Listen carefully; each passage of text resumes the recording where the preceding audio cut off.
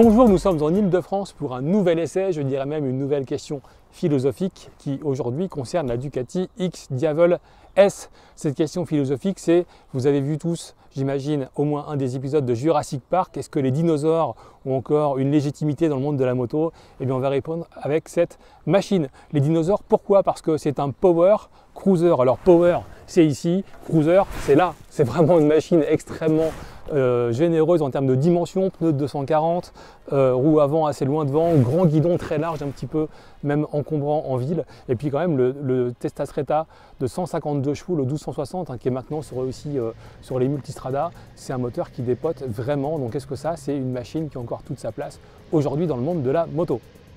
Alors pourquoi Jurassic Park? Eh bien parce que c'est la dernière représentante de ce genre power cruiser, parce qu'avant il y avait la VMAX, il y avait la V-Rod, il y avait la Victory Judge ou des Victory un peu, on a tous oublié les noms parce que Victory d'ailleurs on a tous oublié que ça avait existé. Et puis il y a le Diavel, et pourquoi la Diavel est différente et pourquoi elle est vachement mieux que toutes les autres? Eh bien c'est simple, c'est pour ça, regardez-moi, je mange bien à la cantine, je suis grand, je fais 90 kg, je sais, je fais ce que je peux. Eh bien 90 kg, c'est l'écart entre cette Diavel et toutes les autres. Ça c'est 220 kg à sec, une VMAX 310. Une V-Rod, alors c'est 295 à la louche, selon que c'était une V-Rod, une Street Rod, une V-Rod Muscle, etc. Donc on était à peu près à 300 kg. Et puis une Victory, c'est 300 kg. Donc là, il y a 90 kg d'écart. Et 90 kg d'écart sur la route, ça change tout. Alors sur les Diavel d'avant, l'amortissement arrière, c'était franchement une purge. On avait des coups de raquette dans le dos, ça vous remettait les lombaires au niveau du cou. Et à la fin, on allait ressembler un peu à rien tellement ça tabassait. J'exagère, mais pas beaucoup. Sur le X Diavel, c'est un peu mieux, mais c'est encore pas totalement la panacée sur petite route. Franchement, ça tabasse. Nouvel amortisseur ici, sincèrement, on va pas vous mentir le truc. On n'est pas au téléchat avec Maryse et Pierre Bellemare, qui d'ailleurs est mort, paix à son âme. Ça change pas la face du monde, c'est toujours un petit peu tape-cul, le mot est dit. N'empêche que la selle, elle est assez conviviale. Et puis ce qu'on fait, c'est qu'on voit des bosses, on met du gros gaz comme ça, puis on survole les bosses et ça compense un peu, je dirais, la limite de l'amortisseur arrière qui de toute façon, par la géométrie de la moto, débat sur une faible valeur d'amortissement. Pour le reste, on est quand même content de l'avoir parce que, comme on l'a dit, c'est la dernière représentante de ce genre power cruiser. Alors oui, j'ai oublié la Suzuki M1800R. Bon, je pense même chez Suzuki, ils l'ont oublié aussi, donc c'est pas très grave. Et du coup, quand même, ce type de moto, c'est sympa parce que c'est cool, on se balade, on est content, le moteur est très souple. Et avec les cartographies, si on met en mode urbain, on gagne vraiment de la souplesse à bas régime.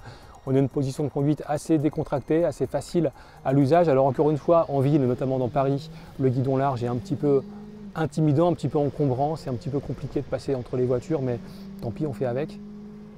C'est un peu un muscle car à l'ancienne, c'est-à-dire que c'est fait pour se balader cool, et puis il y a un secret, c'est là. Vous tournez ça, et là, c'est le cyberespace. Il y a 152 chevaux, ça part tout de suite, il y a une allonge incroyable. Ça prend les tours jusqu'à 8, 9, presque 10 000. Ça ne s'arrête jamais, surtout qu'en plus on est comme ça, donc on en prend plein la quiche. Et c'est un vrai plaisir. Alors c'est un peu régressif comme plaisir de la moto, mais en tout cas, c'est des vraies accélérations, ça fait un bruit du tonnerre.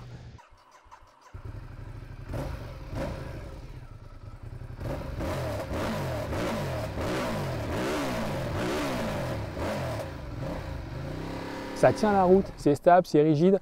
Quand on dit power cruiser, on pense à des grosses saucisses un peu surmotorisées. Pas ça du tout, c'est une vraie Ducati, donc il y a des vrais freins, il y a une vraie stabilité en termes de châssis.